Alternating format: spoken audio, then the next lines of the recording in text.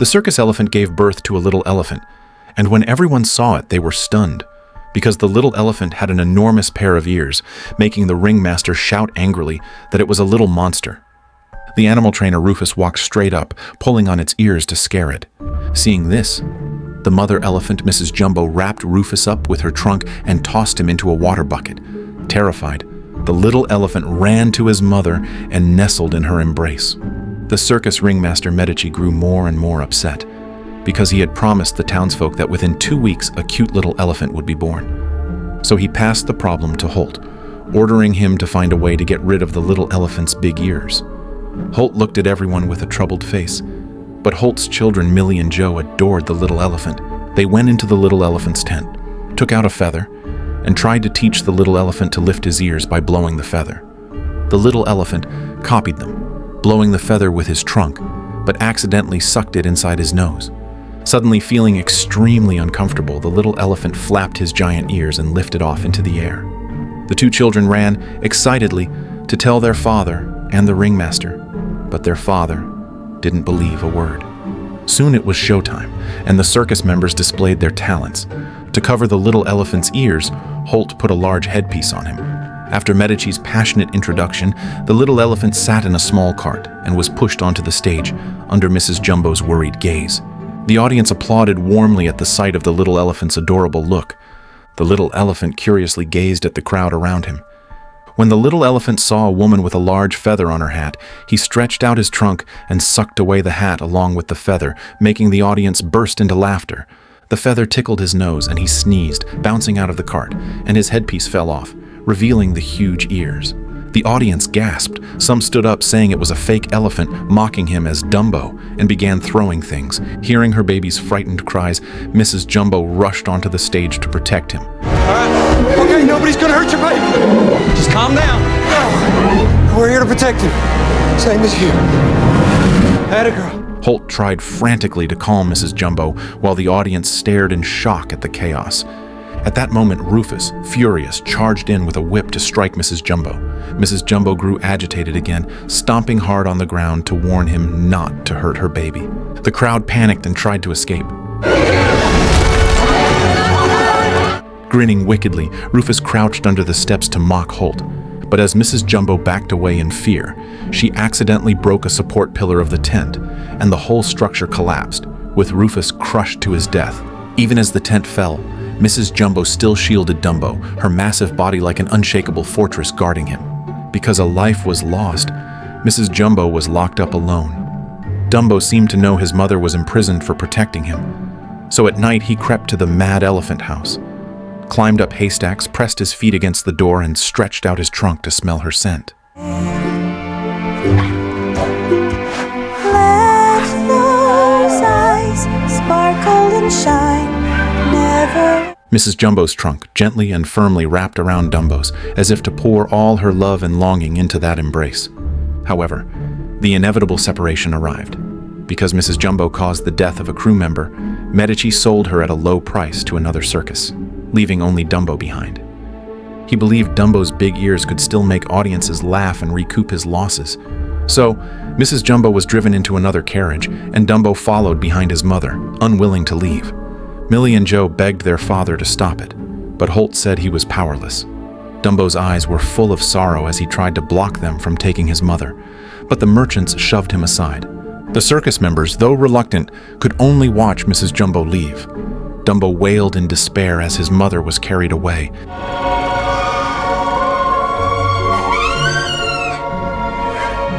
After she was gone, Dumbo lay still, as if all his strength had drained away, his eyes full of helplessness and longing, as dim and empty as a night sky without stars. Millie softly comforted him, gently stroking his body, telling him that in the circus, everyone had to please the audience, and only if he gained their approval could they hope to bring his mother back. As Millie and Joe turned to leave, a feather drifted in, and Dumbo widened his eyes, crawling toward it. They realized the feather was what had made him fly. To rescue his mother, Dumbo began training with Millie and Joe. Even though he crashed and hurt all over, He shook himself and lifted into the air again. Gradually, he grew skilled, dodging walls and keeping himself safe. Millie happily told Dumbo that during the show, he must fly like this, because if the circus sold more tickets and made more money, Medici would buy Mrs. Jumbo back. Exhausted on the ground, Dumbo still looked forward to reuniting with his mother. Soon it was showtime again, and Dumbo was dressed as a clown with a hat and face paint. Although unwilling, for his mother's sake, he bravely walked to the stage under the lights. Guided by the staff, he stepped onto the lift, sucked up all the water from a bucket, and sprayed it onto the staff, making the crowd laugh. Medici shouted joyfully, "The audience loves it! The audience loves it!" Then the staff brought another bucket, and Holt told Dumbo he now had to put out the fire. Dumbo cooperated, sucking all the water into his trunk. As the lift rose higher and higher, he looked down in fear. But when Holt gave the order, Dumbo sprayed the water onto the flames without hesitation. The audience clapped and cheered for his wonderful performance. The overexcited clown threw his hat, but it accidentally hit the torch control switch, and in an instant, flames erupted, scaring Dumbo, who jumped straight up onto the iron frame above. Dumbo stared in fear at the blazing fire beneath him. Joe shouted loudly for Dumbo to fly, but Millie reminded him that without the feather he couldn't. So Joe took a feather from the pigeon cage nearby, and Millie held the feather as she climbed the ladder up toward the little elephant. Reaching his side, Millie held out the feather, urging Dumbo to fly just like in their training. Dumbo looked at it, took the feather with his trunk, but suddenly the ladder's rope burned through and snapped.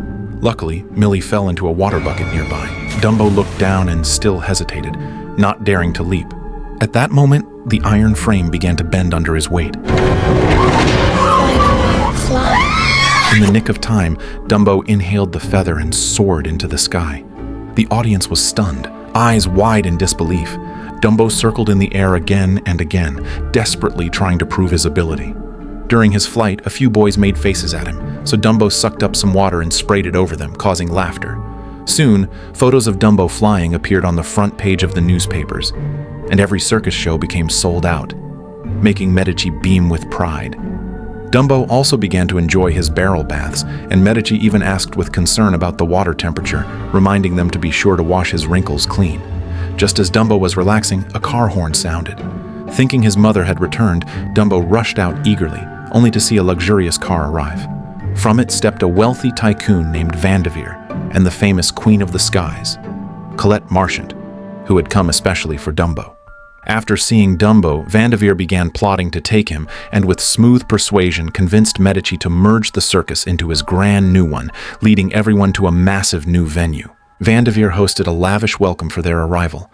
Dumbo marveled at the sights before him. The others were equally astonished at the grand scale. Vanderveer gave them castle-like homes and even a private training ground for Holt. But the condition was that the little elephant had to fly again, and this time, Colette had to ride on his back. Medici protested that Dumbo had never flown with anyone, but Vanderveer ignored him. With no choice, they entered the training ground, and Millie and Joe shared Dumbo's secret with Colette. She gently waved the feather before Dumbo's eyes.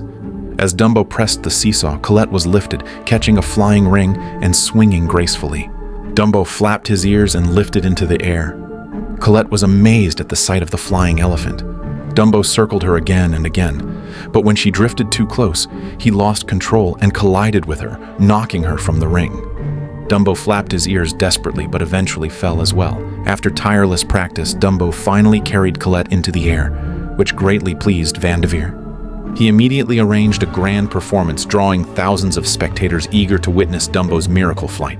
He also invited investors, hoping Dumbo's success would secure more funding. As dazzling lights lit the stage, giant bubbles rose into the air, forming shapes of animals. Dumbo was enchanted by the floating bubbles, swaying to the rhythm of the music.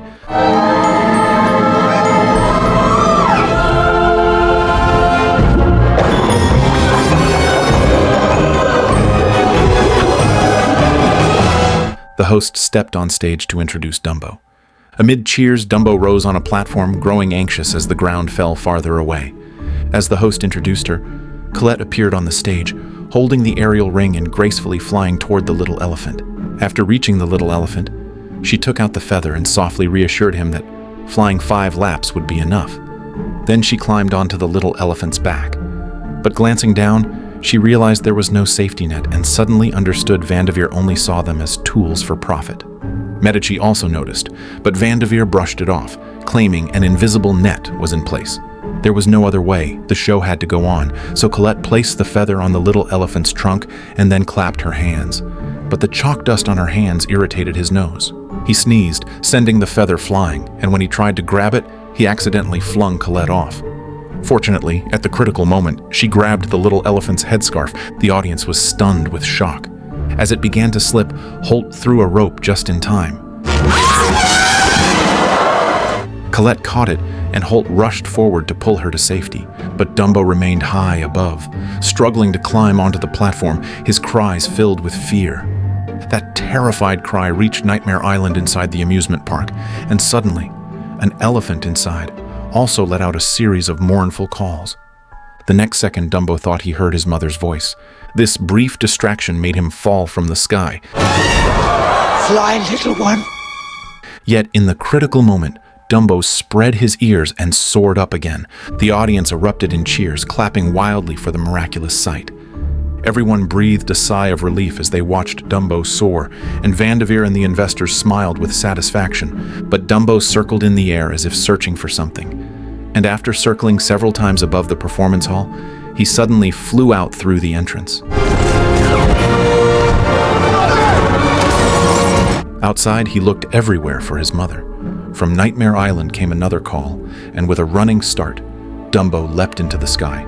To see his mother, Dumbo flew into the sky without needing the feather, and at that moment, he became the true flying elephant.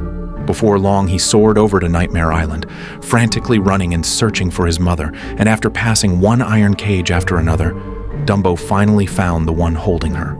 Looking at his mother before him, Dumbo's eyes filled with joy and longing at their reunion. At the same time, Mrs. Jumbo also saw Dumbo outside, almost unable to believe her eyes. She let out a call filled with excitement and joy, and Dumbo cried back in response.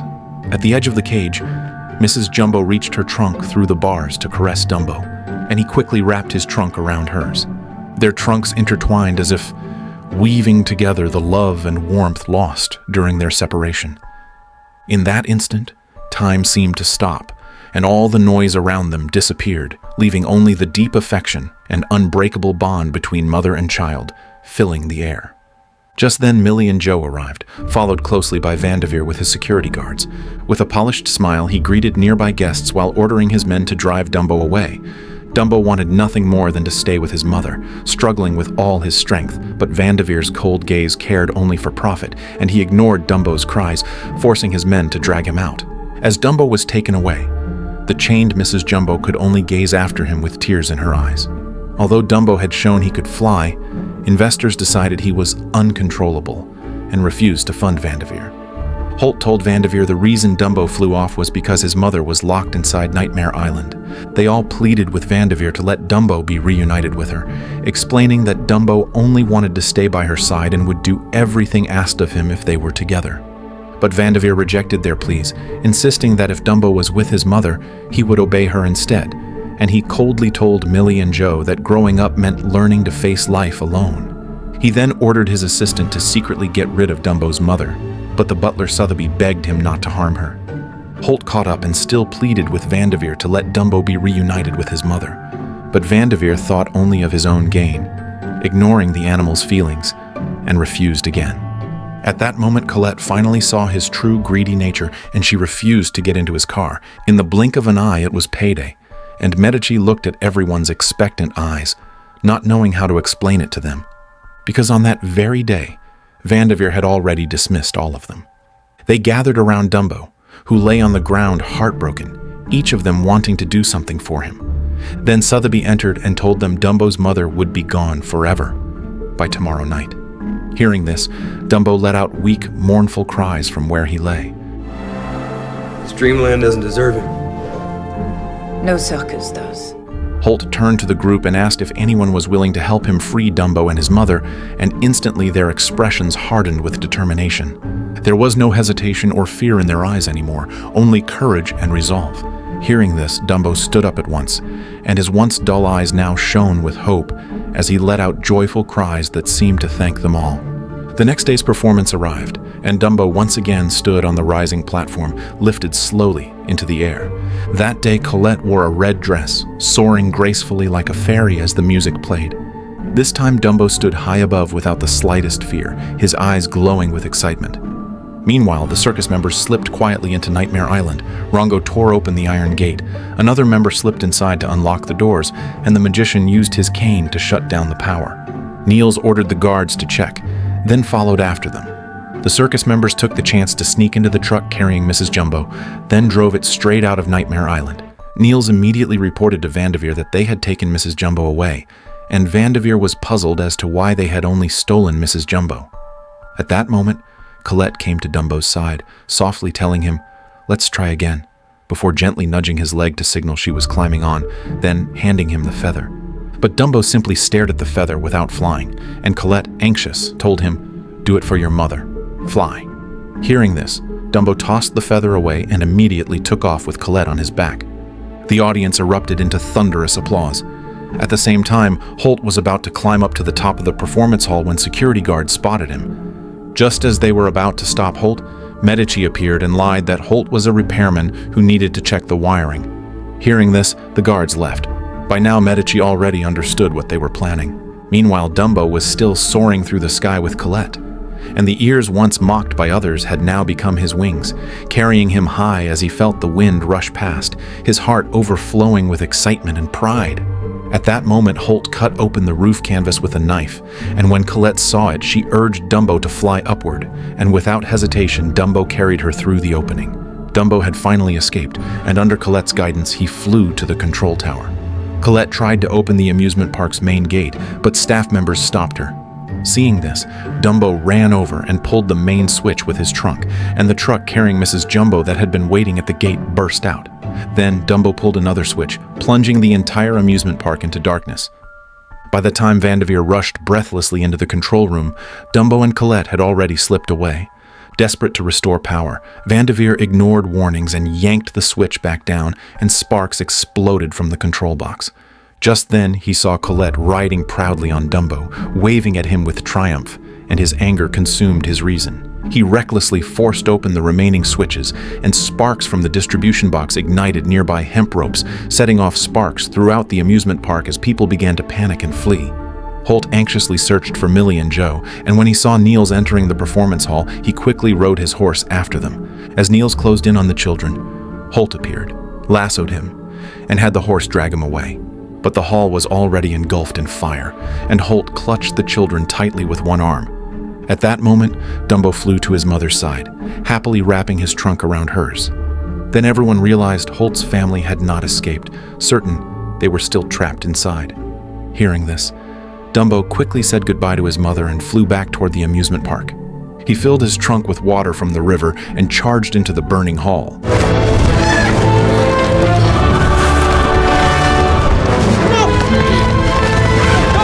Dumbo sprayed a passage clear of flames, leading Holt and his children to safety. At that moment, Vanderveer spotted them and ordered guards to seize them. Holt quickly told Dumbo to take the children and go, promising to follow. Without hesitation, Dumbo carried Millie and Joe into the sky. The fire consumed the amusement park, and Vanderveer shouted that Dumbo was his, but everyone else only gave him a cold glance. Moments later, the entire amusement park collapsed in the blaze. This ruthless man who built his fortune through lies finally watched his empire burn to ashes, proving that greed always carries its price. At last, Dumbo landed with Millie and Joe at the dock. He ran to his mother, rubbing his head against her trunk as if telling her about all his fear and longing during their separation. Holt soon arrived, and together they guided Dumbo and Mrs. Jumbo onto the boat. They were setting sail to return to their homeland and reunite with the herd. Dumbo reluctantly said goodbye to Colette. When he reached Millie and Joe, his eyes were full of sadness and gratitude, and Millie knelt down to gently stroke his head. Finally, with Holt's encouragement, Dumbo followed his mother onto the ship that would take them home.